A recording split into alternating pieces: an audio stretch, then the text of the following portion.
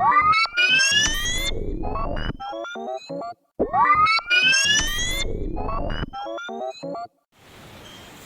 Morning student, welcome to my channel learn with idea. और आज से हम लोग स्टार्ट कर रहे हैं AOD application of derivative. So application of derivative basically एक बड़ा टॉपिक है जिसमें बहुत सारे लेक्चर्स आएंगे और इसको हम लोग छोटे छोटे टॉपिक्स में बांट कर पढ़ेंगे। जैसे पहला पढ़ेंगे टेंजेंट नॉर्मल, फिर पढ़ेंगे इंक्रीजिंग डिक्रीजिंग और फिर पढ़ेंगे मैक्सिमा एंड मिनिमा। सो आज जो एओडी का फर्स्ट लेक्चर है means tangent and normal start कर रहे हैं और उसका फर्स्ट लेक्चर है। सो आइए देखते हैं क्या है टेंजेंट एंड नॉर्मल। मान लीजिए कि कोई कर्व दिया हुआ है y is equal to f x, ठीक है। इस कर्व के किसी भी पॉइंट पर हम एक टेंजेंट ड्रॉ करते हैं। टेंजेंट ड्रॉ करना जानते हैं, जैसे कोई कर्व है, इस पॉइंट पे टेंजेंट ड्रॉ करना, तो यहाँ से एक लाइन ड्रॉ करेंगे जिसको टच करता हुआ है, दैट इज टेंजेंट, है ना। मान लीजिए कर्व ऐसा है और इस पॉइंट पर हमें टेंजेंट ड्रॉ करना है, तो यहाँ से क्या करेंगे, एक लाइन ड्रॉ करेंगे जो इस पॉइंट को क्या करें, टच करता हुआ। तो अगर हमें टेंजेंट ड्रॉ किए, जैसे हमने इस पॉइंट पर एक टेंजेंट ड्रॉ किया, ये इस टेंजेंट का स्लोप अगर निकालना रहे तो dy बाई dx हम निकालते हैं। dy बाई dx जो है वह क्या बताता है, टेंजेंट का स्लोप बताता है। dy by dx represent slope of tangent. जैसे अगर हमें इस पॉइंट पे पता करना है कि इस पॉइंट पर हमने जो ये टेंजेंट ड्रॉ किया है इसका स्लोप कितना है, तो dy बाई dx हम फाइंड करेंगे और फाइनली इस पॉइंट पे हम लोग dy बाई dx निकाल लेंगे। कैसे, x और y का वैल्यू ये पॉइंट वाला पुट करेंगे तो इस पॉइंट पर हमें टेंजेंट आ जाएगा। सो स्लोप ऑफ जो टेंजेंट होता है वो क्या होता है, dy बाई dx। अब हम जानते हैं कि टेंजेंट और नॉर्मल कैसे होते हैं, एक दूसरे से परपेंडिकुलर होते हैं। जैसे ये अगर टेंजेंट है तो नॉर्मल क्या होगा, इसके परपेंडिकुलर ये लाइन ऐसे ड्रॉ कर दिए, ये हमारा हो गया नॉर्मल, ठीक है। ये टेंजेंट है तो इसके परपेंडिकुलर ये क्या हो गया, नॉर्मल। अब स्ट्रेट लाइन में हम लोग जानते हैं कि अगर दो लाइन परपेंडिकुलर हो और उनका स्लोप m1 और दूसरे का स्लोप m2 हो तो m1 इंटू m2 कितना आता है, -1। सो अगर टेंजेंट का स्लोप हमें पता है, एक का टेंजेंट का स्लोप पता है, तो क्या नॉर्मल का स्लोप हम लोग नहीं फाइंड कर सकते हैं? यस। तो नॉर्मल का स्लोप कितना आ जाएगा, -1 upon slope of tangent. So -1 upon, और टेंजेंट का स्लोप क्या बताता है, dy बाई dx। अभी हम लोग देखें कि dy बाई dx क्या बता रहा है, dy बाई dx बता रहा है टेंजेंट का स्लोप। सो ये जो टेंजेंट का स्लोप है वो हो गया dy बाई dx। सो ये कितना हो गया, -dx अपॉन dy। मीन्स अगर टेंजेंट का स्लोप dy बाई dx है तो नॉर्मल का स्लोप कितना होगा, -dx अपॉन dy। इस टाइप से हमने टेंजेंट का स्लोप भी निकाल लिया और नॉर्मल का स्लोप भी फाइंड कर लिया। अब इसमें क्वेश्चन पूछा जाता है कि टेंजेंट का इक्वेशन लिखें इस पॉइंट पे। मान लीजिए कोई पॉइंट P दिया है जिसका कोऑर्डिनेट है x1, y1 और इस पॉइंट पर हमें टेंजेंट का इक्वेशन लिखना है। तो स्ट्रेट लाइन से हम जानते हैं कि अगर पॉइंट पता हो x1, y1 और उसका स्लोप पता है कितना है, dy बाई dx, तो इक्वेशन नहीं लिख सकते हैं, पॉइंट स्लोप फॉर्म से लिखेंगे y minus y1 is equal to m मतलब टेंजेंट का slope into x minus x1। तो इस तरह से टेंजेंट का इक्वेशन लिख लिए। अब पूछता है दूसरा कि नॉर्मल का इक्वेशन क्या होगा, तो नॉर्मल का हमें स्लोप फाइंड करना है। तो नॉर्मल का स्लोप हम लोगों ने निकाल लिया, -1 upon slope of tangent, -1 upon tangent का स्लोप है dy बाई dx, इसको रेसिप्रोकल किए तो -dx बाई dy। तो इस तरह से नॉर्मल का स्लोप भी पता है और नॉर्मल इस पॉइंट पे है x1, y1 पे, तो पॉइंट पता है, स्लोप पता है, तो इक्वेशन लिख लेंगे y माइनस y1 बराबर m into x minus x1, जहां नॉर्मल का स्लोप क्या होगा, -1 अपॉन स्लोप ऑफ टेंजेंट, क्योंकि टेंजेंट और नॉर्मल एक दूसरे से कैसे होते हैं, परपेंडिकुलर। तो ये था हम लोग ने बेसिक देखा कि dy बाई dx क्या बताता है, किसी भी कर्व पे ड्रॉ किए गए टेंजेंट का स्लोप। और नॉर्मल चूंकि स्लोप के टेंजेंट के परपेंडिकुलर होता है, तो जो नॉर्मल का स्लोप आएगा, जो टेंजेंट का स्लोप आएगा उसको -1 अपॉन कर देंगे तो वो नॉर्मल का स्लोप आ जाएगा। अब देखते हैं इस पर बेस्ट क्वेश्चन।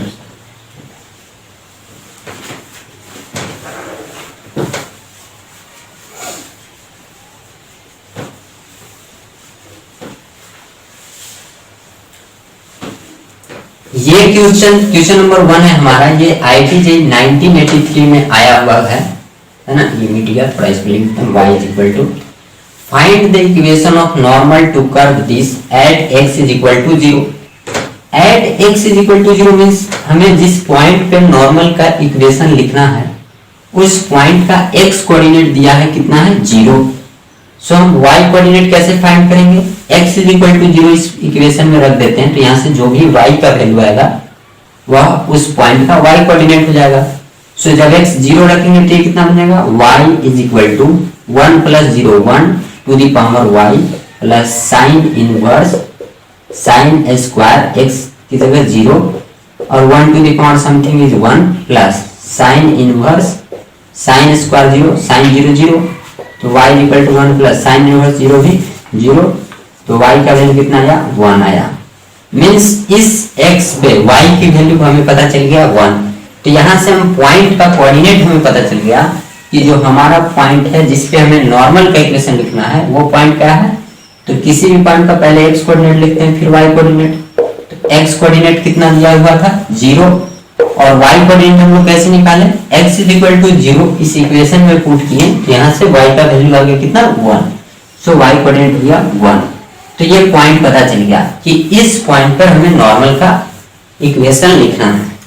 अब किसी भी इक्वेशन को लिखने के लिए हमें दो चीज चाहिए, एक पॉइंट और दूसरा स्लोप।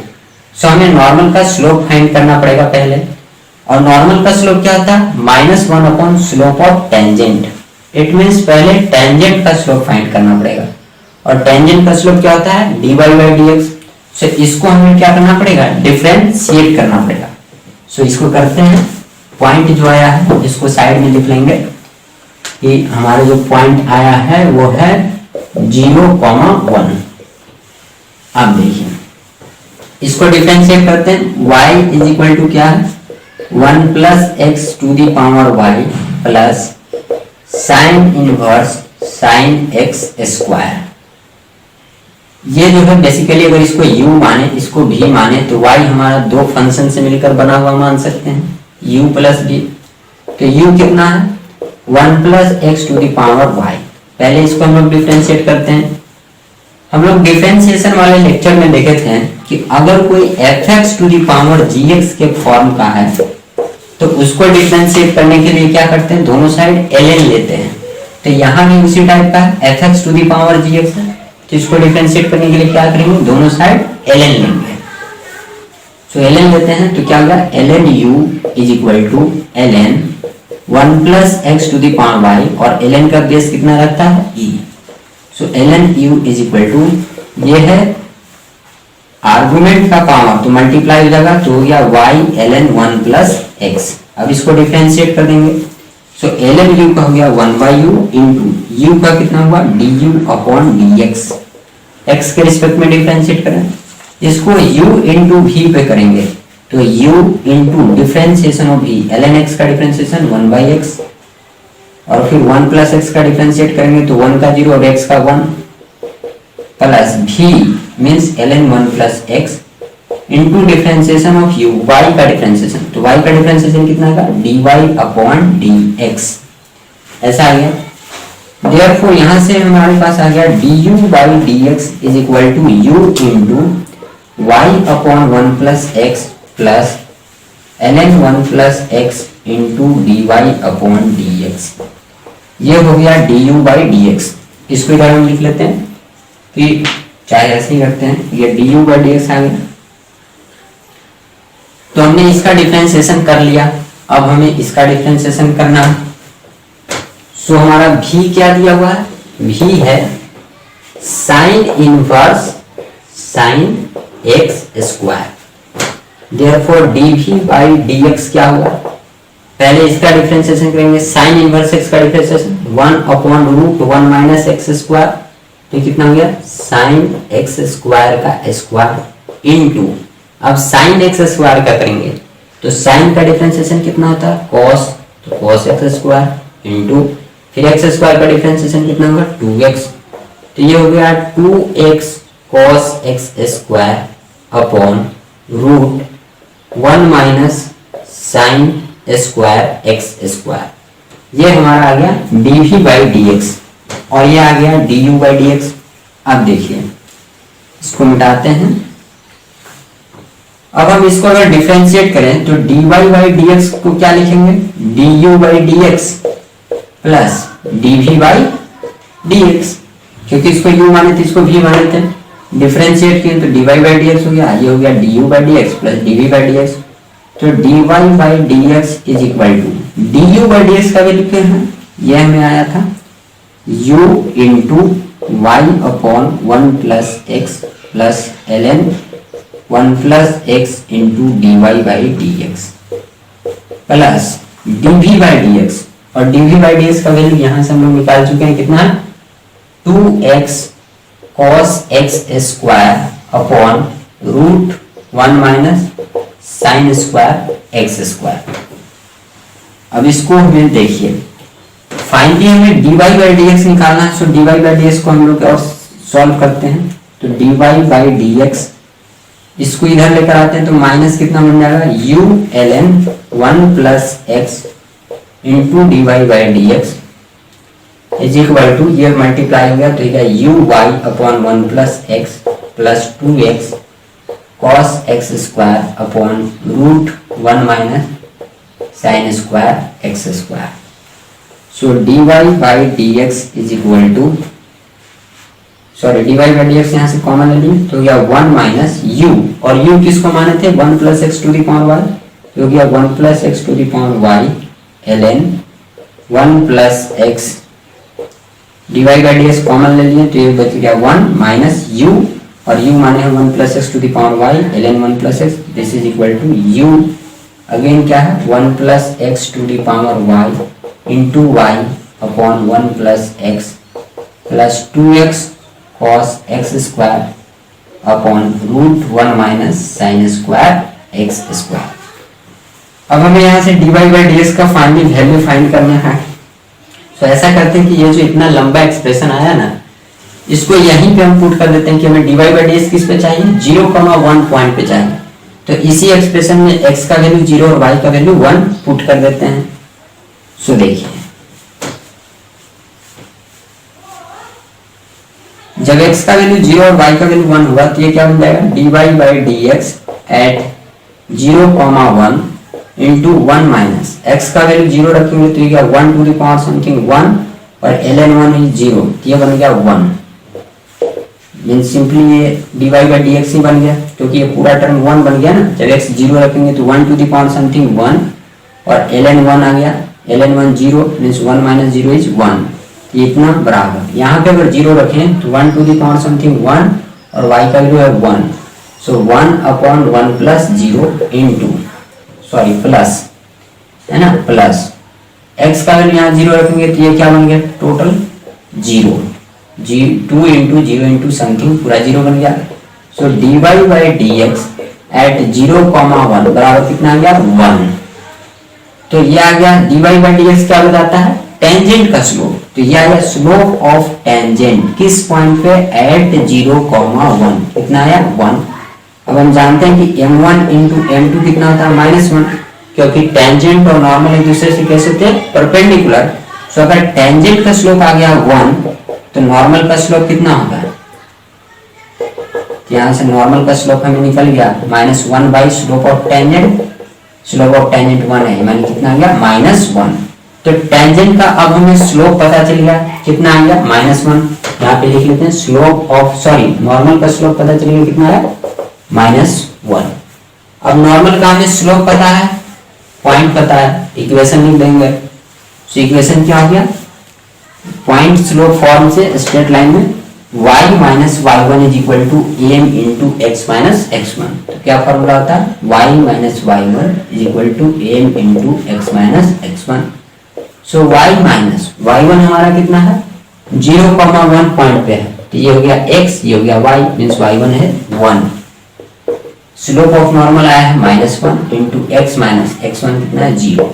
सो गया y minus 1 is equal to -x, इसको इधर लाते हैं तो हो गया x plus y is equal to 1। तो ये हमारा हो गया फाइनल, क्या हो गया इक्वेशन ऑफ नॉर्मल। नॉर्मल का इक्वेशन आया एट पॉइंट कहाँ पे 0,1 पे। तो ये हमारा हो गया फाइनल आंसर। तो ये था हमारा क्वेश्चन नंबर 1, ठीक है। अब देखते हैं क्वेश्चन नंबर 2। तो ये है हमारा सेकंड क्वेश्चन, ठीक है। ये जेई 1994 में आया हुआ 5 मार्क्स का सब्जेक्टिव क्वेश्चन है ना, अच्छा क्वेश्चन है। बोल रहा है the curve y is equal to ax³ plus bx² plus cx plus 5 touches the x axis at point p -2, 0 and cuts the y axis at point q where its gradient is 3, find a, b and c। Gradient का मतलब समझते हैं, gradient मतलब slope के बारे में कर रहा है। ग्रेडियंट किसको बता रहा है? स्लोप को बता रहा है कि जहां पे इसका स्लोप जो है वो कितना है? 3 है। सो इसको हम लोग एक रफ डायग्राम बना लेते हैं कि मान लीजिए कि ये कोई कर्व है y is equal to ax³ plus bx² plus cx plus 5, ठीक है। बोल रहा है कि ये कर्व x एक्सिस को टच कर रहा है -2, 0 पर। सो अगर ये हमारा x एक्सिस है और अगर ये हमारा और y एक्सिस को कट कर रहा है पॉइंट q पे, तो मान लीजिए कि एक पॉइंट ये है y एक्सिस, ठीक है। y एक्सिस को किस पॉइंट पे कट कर रहा है? q पर। और x एक्सिस जो है ऐसे हम बनाते हैं कि ये हमारा है ओरिजिन, x एक्सिस है, ये y एक्सिस है, ये है निगेटिव x एक्सिस और ये है निगेटिव y एक्सिस। और ये कर्व कुछ इस टाइप से है जो y एक्सिस को x एक्सिस को कहां पे टच कर रहा है? -2, 0। मान लीजिए एक पॉइंट है -2, 0 पे और y एक्सिस को ये कट कर रहा है किसी पॉइंट q पे, ठीक है। मान लीजिए कोई पॉइंट पे, हमें नहीं पता कि q एक पॉइंट है कि 2 पॉइंट है, ये हमने एक रफ डायग्राम बना लिया, ठीक है। अब बोल रहा है कि q पॉइंट पर अगर हम टेंजेंट ड्रॉ करते हैं जैसे ऐसे, तो इस टेंजेंट का ग्रेडियंट कितना दिया हुआ है? 3। ग्रेडियंट मतलब स्लोप, तो ये जो टेंजेंट q पर ड्रॉ कर रहे हैं इसका स्लोप कितना है? 3। ये जो हमने डायग्राम ड्रॉ किया ये एग्जैक्ट डायग्राम नहीं है, जस्ट एक रफ डायग्राम है, just to see the question की क्वेश्चन में क्या क्या इंफॉर्मेशन दिया हुआ है और क्या कहना चाह रहा है। अदरवाइज तो ये एक पॉइंट पे कट करेगा कि 2 पॉइंट पे कट करेगा, वो डिपेंड करेगा कि q के कितने वैल्यू आते हैं। सो हमने एक रफ डायग्राम बना लिया कि मान लीजिए कि ये कोई fx कर्व है, ये कर्व x एक्सिस को -2, 0 पे टच कर रहा है और ये y एक्सिस को कट कर रहा है q पे, तो q पॉइंट पर टेंजेंट ड्रॉ करते हैं तो उसका स्लोप कितना है? 3 है। ग्रेडियंट मतलब स्लोप। अब देखिए कैसे करते हैं। सबसे पहले ये कर्व दिया हुआ है, ये touches the x axis eight -2, 0। -2, 0 पर ये कर्व x एक्सिस को टच कर रहा है। इट मींस ये जो x एक्सिस है ये इस कर्व का क्या है? टेंजेंट है। टच करने का मतलब क्या होगा? टच करने का मतलब तो यही हुआ ना कि टेंजेंट है। तो अगर ये -2, 0 पर ये कर्व x एक्सिस को टच कर रहा है, मतलब -2, 0 जो है वो टेंजेंट, -2, 0 पर ये टेंजेंट है, तो स्लोप ऑफ टेंजेंट क्या होगा? वो होता है dy/dx। और ये कितना होगा? चूंकि टेंजेंट जो है वो x एक्सिस पे ही है तो उसका स्लोप कितना हो गया? 0, क्योंकि स्लोप होता है x एक्सिस से कितना एंगल बना रहा है उसका tan थीटा। तो ये तो x एक्सिस पे ही है, तो x एक्सिस से 0 एंगल बना रहा है, तो tan 0 कितना आ गया? 0। तो dy/dx का वैल्यू कितना आ गया? 0। किस पॉइंट पे? -2, 0 पर।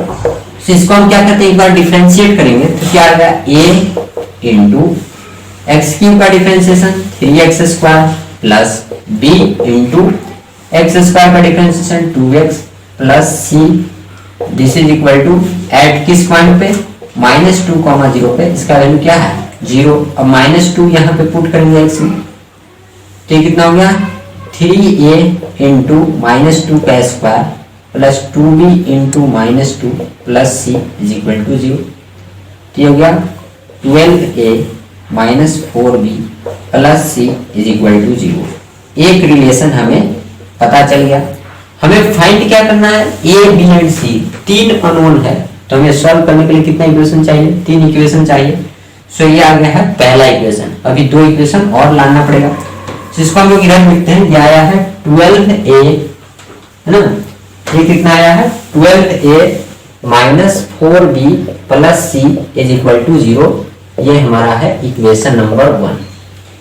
ये जो इक्वेशन आया, ये इक्वेशन आया है किस पर? टेंजेंट पर आपको 0 इक्वेट करने से। स्लोप ऑफ टेंजेंट को हमने क्या इक्वेट किया? 0, तब आया है।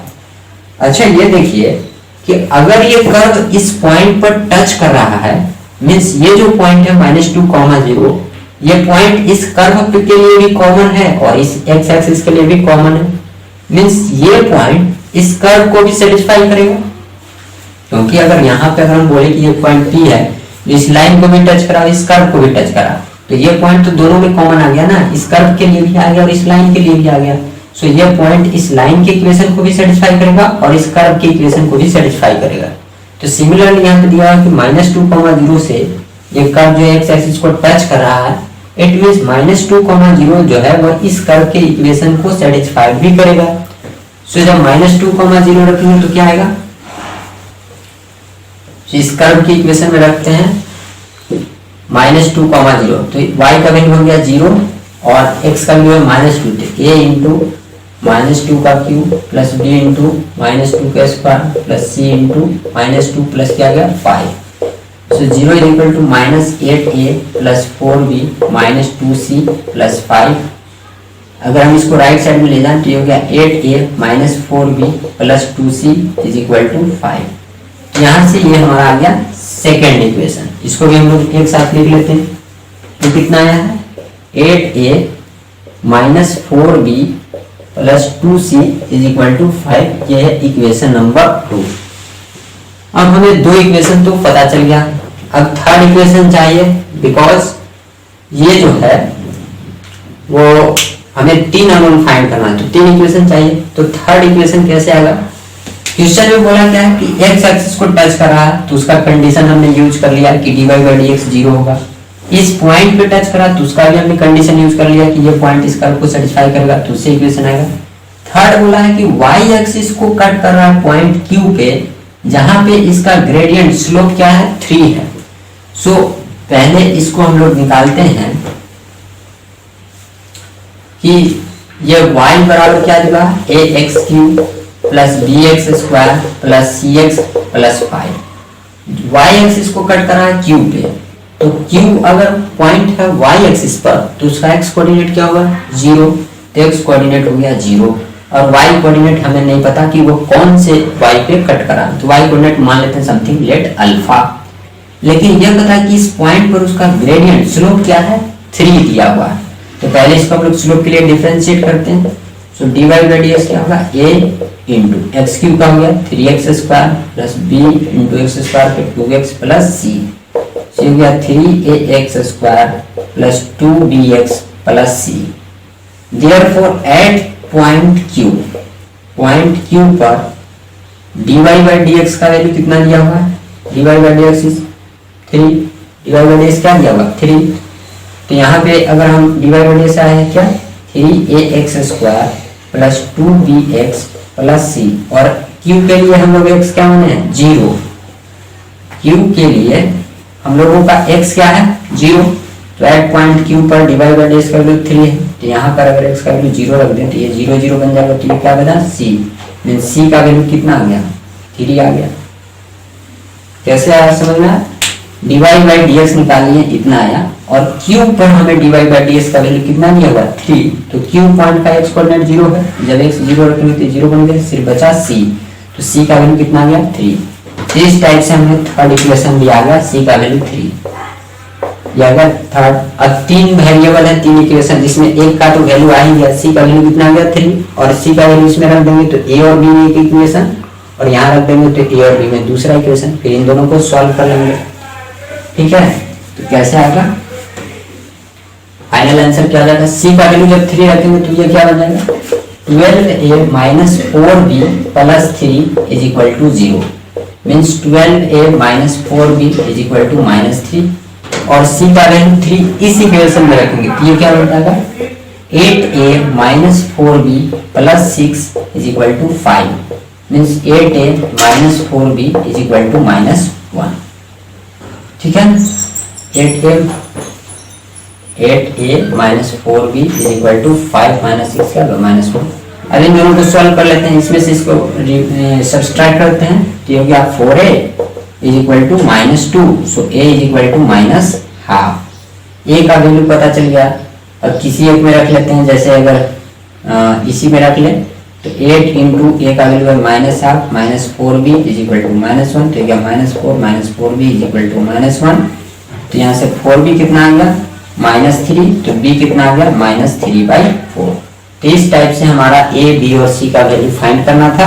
और a और b और c का वैल्यू क्या क्या आ गया, a का वैल्यू आया -12, b का वैल्यू आया -3/4 और c का वैल्यू आया 3। तो ये था